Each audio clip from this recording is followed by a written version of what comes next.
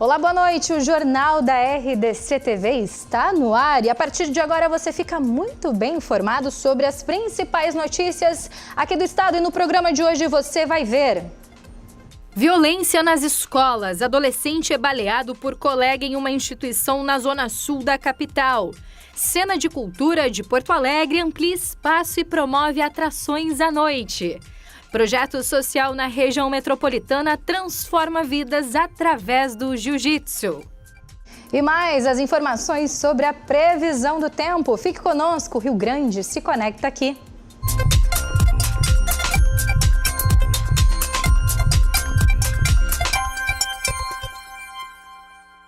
Olá, boa noite.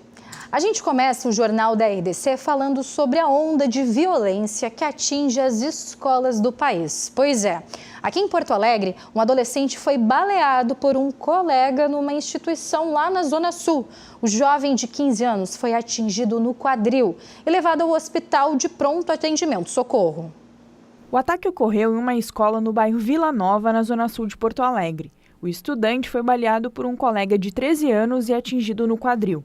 Ele recebeu atendimento do SAMU e foi encaminhado ao hospital de pronto-socorro. A Prefeitura de Porto Alegre emitiu nota afirmando que, abre aspas, ao tomar conhecimento do fato, a administração municipal acionou imediatamente os seus serviços para dar suporte à instituição de ensino e aos familiares dos estudantes envolvidos, fecha aspas. O quadro do jovem baleado é estável e ele não corre risco de morte. E as aulas na escola, inclusive, foram canceladas na tarde de hoje. O autor do disparo, um adolescente de 15 anos que escondeu a arma depois do ocorrido, foi levado pela Brigada Militar ao Departamento Estadual da Criança e do Adolescente, o DECA. A motivação do disparo ainda é desconhecida. E a Polícia Rodoviária Federal apreendeu hoje uma carga avaliada em mais de R$1 milhão em uma operação na cidade de Pinheiro Machado, no sudeste do estado. A carga de mercadorias estrangeiras foi avaliada em mais de R$1 milhão. O material foi encontrado dentro de um caminhão durante a fiscalização de combate ao crime, realizada pelos policiais na BR-293.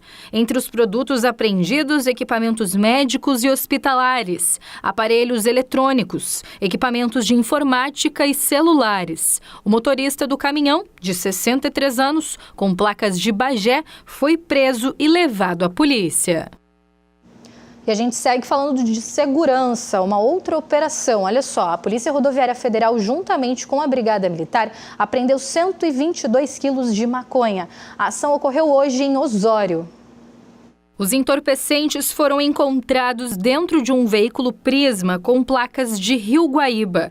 A abordagem aconteceu após o motorista do carro não obedecer à ordem de parada da PRF. O automóvel foi parado na RS 30. O condutor tentou abandonar o veículo e fugir a pé, mas acabou sendo atropelado. No total, foram apreendidos 130 tijolos de maconha. E 2 pessoas ficaram feridas após se envolverem em um acidente na BR-386. Olha só. O acidente foi registrado em Montenegro, no Vale do Caí. 2 homens estavam dentro de um veículo Gol que atropelou uma vaca na BR-386. De acordo com a PRF, o animal já havia sido atingido por um ônibus e um caminhão. O motorista e o carona do automóvel ficaram feridos. Eles foram levados ao hospital de Montenegro. O acidente foi registrado nesta madrugada. Mudando de assunto, a Petrobras concluiu a venda da refinaria de Pasadena nos Estados Unidos para a americana Chevron. A instalação foi negociada por 467 milhões de dólares, menos da metade do valor pago originalmente pela estatal brasileira. Claro que esse assunto agora é do comentário de Guilherme Macalossi. Guilherme, boa noite, seja bem-vindo ao Jornal da RDC. E hoje, o que a gente pode falar sobre esse assunto? Boa noite. Tudo bem, Manu? Um prazer estar contigo aqui no Jornal da RDC. Boa noite ao nosso público. Como tu bem falaste, menos da metade do valor de aquisição. Quando a refinaria de Pasadena foi comprada pela Petrobras, ela custou aos cofres públicos 1,2 bilhão de dólares. Um tempo depois tentaram vender ela. O único lance que foi foi lançado no mercado foi de 200 milhões de dólares. Ou seja, naquela época o prejuízo, se ele fosse consolidado, seria de 1 bilhão. Isso faz parte da tragédia financeira que o governo Dilma Rousseff trouxe para a estatal. Durante o período em que ela esteve na presidência do país, a Petrobras, que é a maior estatal brasileira, acumulou atenção público, acumulou um prejuízo de 162 bilhões de reais em perdas no valor de mercado. 162 bilhões de reais em perdas. Perdas para os acionistas da Petrobras e perda para a população, porque afinal de contas a Petrobras é uma estatal de capital misto, sendo controlada majoritariamente pelo governo. Então isso é um grande montante de dinheiro sendo jogado na vala do lixo. E a ex-presidente Dilma, se não tem responsabilidade penal, tem responsabilidade política, porque afinal de contas, quem foi que autorizou a compra daquela refinaria? Foi ela, porque ela era a presidente do Conselho de Administração da Petrobras.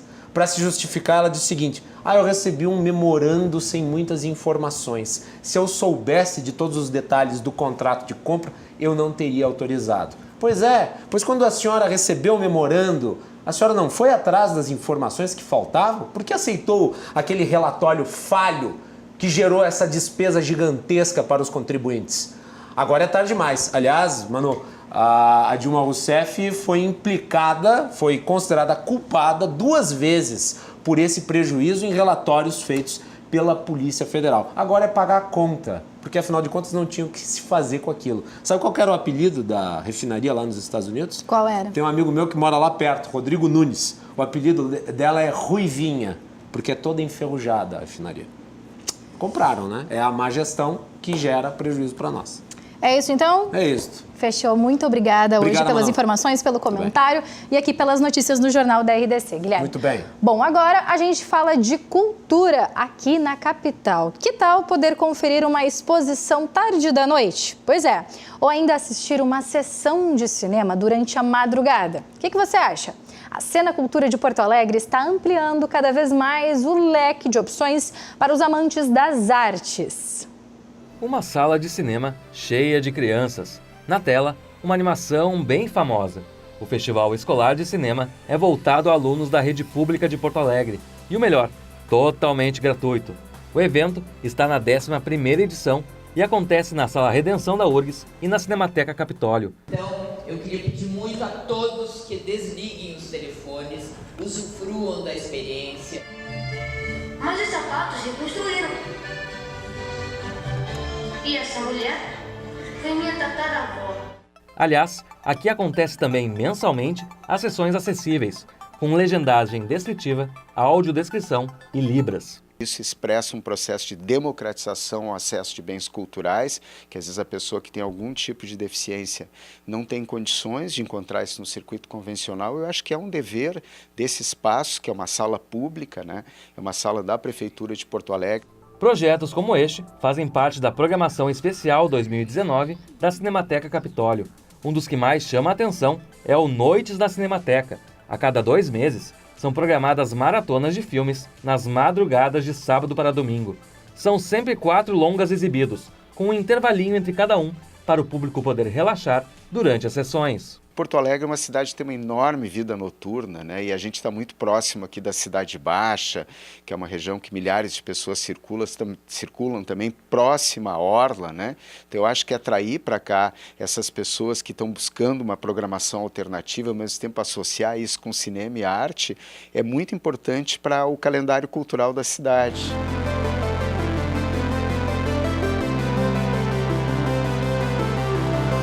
E a Cena Cultural Gaúcha tem cada vez mais funcionado à noite. No dia 4 de maio, por exemplo, começa mais uma edição do projeto Casa Expandida. Ele vai ocorrer aqui, na Casa de Cultura Mário Quintana, todos os primeiros sábados de cada mês, sempre até a meia-noite. A gente começa com a discotecagem do DJ PA, às 7 horas, vai até às 9 horas. Depois temos o show das Três Marias e, para finalizar a noite, o show do Cowboys Espirituais.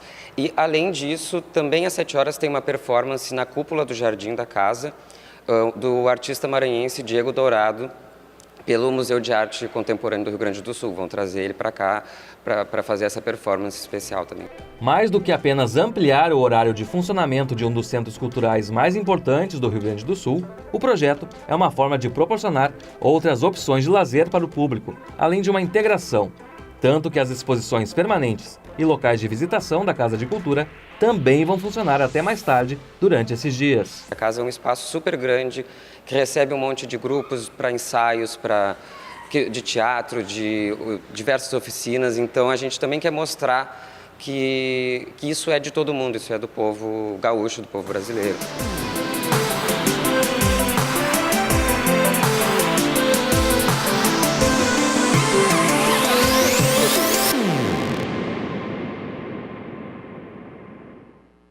Só que bacana, né? Mais uma opção aqui para o Porto Alegrense. Bom, agora a gente faz um rápido intervalo e na volta você vai ver Esporte Transforma Vidas. Projeto social na região metropolitana da capital ajuda crianças e adolescentes em situação de vulnerabilidade. Agora a gente vai para o intervalo e daqui a pouquinho nós voltamos já já.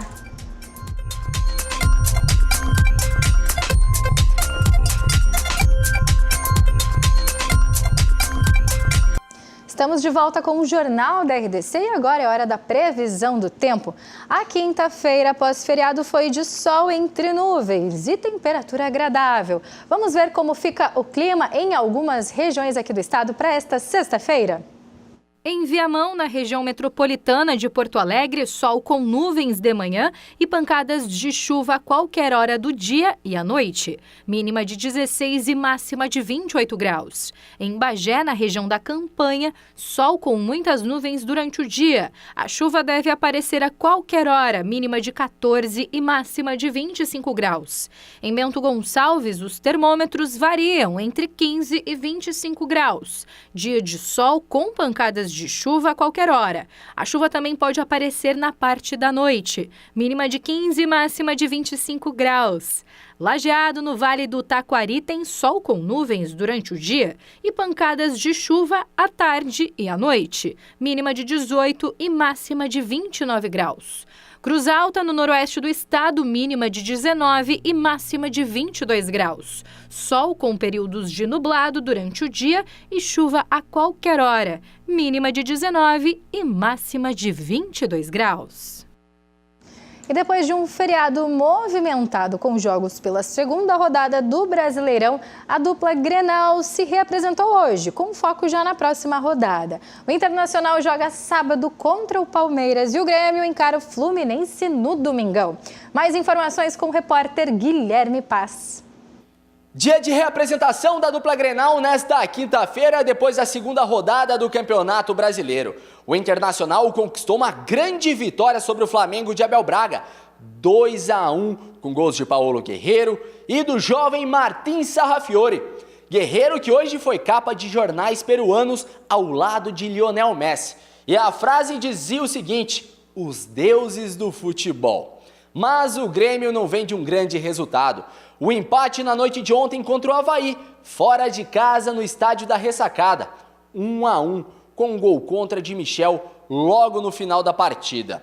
O Grêmio que agora tem um foco total no Fluminense no próximo domingo, em casa, já que na quarta-feira que vem é a Libertadores da América, Universidade Católica do Chile. Aquele jogo que vale vida ou morte na competição, já que o Grêmio precisa de um empate no mínimo para conseguir a vaga nas oitavas de final. E sobre oitavas de final, a Libertadores da América fica para um lado, já que hoje teve sorteio da Copa do Brasil. O Grêmio vai enfrentar o vencedor de Vila Nova ou do Juventude, que se enfrentam na próxima terça-feira em Goiânia, e o primeiro jogo em Caxias ficou 0-0. E o Internacional enfrenta o Paysandu. As datas da Copa do Brasil ainda não foram definidas, mas são nas últimas 3 semanas de maio, com os jogos durante a semana. Dos estúdios da RDC, com as informações de Internacional e Grêmio, Guilherme Paz. Obrigada, Gui Paz. Bom, agora nós vamos ao comentário dele, de Ribeiro Neto. Meus amigos, a rodada do final de semana do Campeonato Brasileiro deixou metade do Rio Grande feliz e a outra com uma pulguinha atrás da orelha. Na verdade, eu estou sendo bem carinhoso, né? Essa pulguinha atrás da orelha está coçando muito para alguns, não. Uma boa percentagem da torcida do Grêmio. O que eu quero dizer com isso? O Internacional, como vocês viram aí, fez o tema de casa num grande jogo. Na minha opinião, jogou bem, e estabeleceu os seus primeiros 3 pontos, sua primeira vitória e num jogo grande. Bom, é óbvio que o torcedor ainda fica lembrando, mas se tivesse ido com os titulares contra o Chapecoense, esses pontos não voltam mais e não são recuperáveis. Como se sabe, todo jogo vale a mesma coisa no Campeonato Brasileiro. Mas enfim, uma vitória sobre um grande como é o Flamengo levanta a autoestima, projeta, uma boa participação no próximo confronto contra o Palmeiras, lá em São Paulo, e evidentemente que dá também para o Odair Hellmann fôlego, já que o torcedor colorado, como você sabe, quem acompanha a rede social é inacreditável, passa a rede social inteira reclamando do Odair. Só quando vê o resultado positivo aí, o torcedor dá aquela relaxada. E isso só vai mudar quando o Odair tiver um título e aí ele vai ter crédito com o torcedor. Já alguém que tem muito crédito, que é o Renato, está vivendo momentos onde o torcedor se pergunta, mas qual é o verdadeiro Grêmio dessa temporada? O Grêmio se cobra mais porque ele já deu muito mais. O Grêmio, sabidamente, tem um elenco que foi melhorado, inclusive, se agregou qualidade. Mas isso não se materializou na produção dentro de campo. O Grêmio tem um padrão de jogo conhecido, só que por causa disso também ficou previsível. E ao se tornar previsível, se tornou mais facilmente marcado. E agora, Renato? Agora é a hora de repertório. Agora é a hora do técnico elogiado, consagrado, estátua, campeão, mostrar serviço.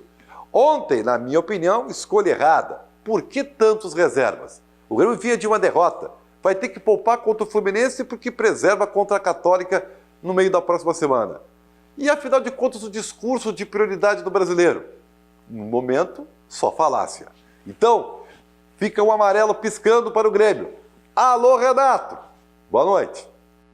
Pois é, Ribeiro? Alô, Renato. Bom, mas agora a gente muda de assunto. Olha só, transformar vidas através do esporte. O projeto Gaditas em Cachoeirinha utiliza o jiu-jitsu como ferramenta para mudar a vida de crianças e adolescentes que estão em situação de vulnerabilidade. O projeto Gaditas surgiu há 10 anos em Porto Alegre com o objetivo de transformar, através do jiu-jitsu, a vida de crianças e adolescentes em situação de vulnerabilidade. Foi pelas mãos do professor Ezequiel Almeida que o projeto chegou em Cachoeirinha. Eu conheci o projeto Gaditas através do professor Eduardo Oliveira, que desenvolve esse trabalho, Ele teve problema com dependência química e começou a resgatar crianças, Como eu e minha esposa já fazíamos um trabalho semelhante aqui, nós nos juntamos com o projeto Gaditas de Porto Alegre para trazer para cá para a mesma filosofia. A filosofia do projeto é salvar vidas. Esse é o nosso objetivo. Então, por isso que nós estamos hoje aqui trabalhando com essas 60 crianças. O projeto atende crianças de 7 a 17 anos que treinam no horário inverso ao turno escolar. Mas não basta ser apenas um bom atleta. Para continuar no projeto, os alunos devem ter boa avaliação escolar e bom comportamento na relação familiar. Natiele Maciel, mãe do Eric, de 11 anos, fala da rebeldia do filho antes de participar do projeto. Antes do projeto, meu Jesus, era só Deus. Ele era um filho muito imperativo, ele não respeitava pai, ele não respeitava a mãe. Eu tenho uma outra menina em casa de 3 anos, era terrível. Na escola, ele estudou 4 anos numa escola ali, ele rodou 3 anos por não saber ler e nem escrever. Aí eu mudei ele para outra escola, também não conseguiu ler nem escrever, ele está com 11 anos. Aí depois que eu coloquei ele no projeto, agora até lendo e escrevendo ele está. Daí mudou 100% em casa, agora ele obedece pai, obedece mãe. Bom, mudou 100%, o jiu-jitsu mudou a vida dele. No último final de semana, os jovens puderam colocar em prática o que aprenderam nas aulas do projeto. Foi realizado em São Paulo o Campeonato Brasileiro de Jiu-Jitsu. O evento contou com a participação de 7.500 atletas de todo o país. Disciplina e questões técnicas foram os requisitos para embarcar nesta viagem. Das 30 crianças que participaram do campeonato, 18 trouxeram medalhas na mala. além da boa classificação por equipe. Nós temos atletas aí com 6 meses de treino que sagraram-se campeões brasileiros, né? Foram 18 medalhas no total, 8 medalhas de ouro, 5 de prata e 5 de bronze. E o desempenho deles, junto com o restante da equipe, nos rendeu o 2º lugar por equipe geral. Então é uma satisfação muito grande poder ver que eles das ruas estão se tornando grandes atletas. Para a Nathaniele Miller, nem mesmo as dificuldades atrapalharam o objetivo de competir e ganhar. Eu tinha machucado meu joelho e aí eu achei que eu não ia conseguir chegar lá e ganhar o primeiro lugar. Mas enfim, aí eu treinei e fiz academia, fortalecimento para o joelho e consegui chegar lá e ganhar. É uma emoção muito grande ganhar, chegar lá e ficar em primeiro lugar. Apesar de ser um trabalho voluntário e não ter o apoio financeiro, Ezequiel conta com a esposa Andréia, colaboradora do projeto desde o início. É gratificante ver a garra deles, né? Porque eles pegaram essa oportunidade e abraçaram, e eles têm essa garra, essa vontade de melhorar, de ter uma nova vida, de escrever uma nova história, né? Isso é muito gratificante. Muito bacana a reportagem e essa iniciativa também. E olha só que bacana, você pode ajudar o projeto Gádidas para doar alimentos, kimonos, sacos de cimentos, roupas e também materiais escolares. É só entrar em contato através do telefone, que é o 997579219. Vou repetir, é o 997579219. Bom, o Jornal da RDC vai ficando por aqui. Eu quero agradecer muito a participação de todo mundo aqui que acompanhou a live. O Gabriel, o Maicon, a Solange, o pessoal todo aqui do norte do estado, também lá de Santa Catarina, o Walter também de Santarém do Pará, ligado aqui na RDC. Agradecer muito o carinho, a participação e a interação de você, o nosso telespectador, aqui com a gente. Não deixe, é claro, de continuar acompanhando a nossa programação, porque vem aí Cruzando as Conversas. Uma boa noite e até o nosso próximo encontro. Tchau, tchau!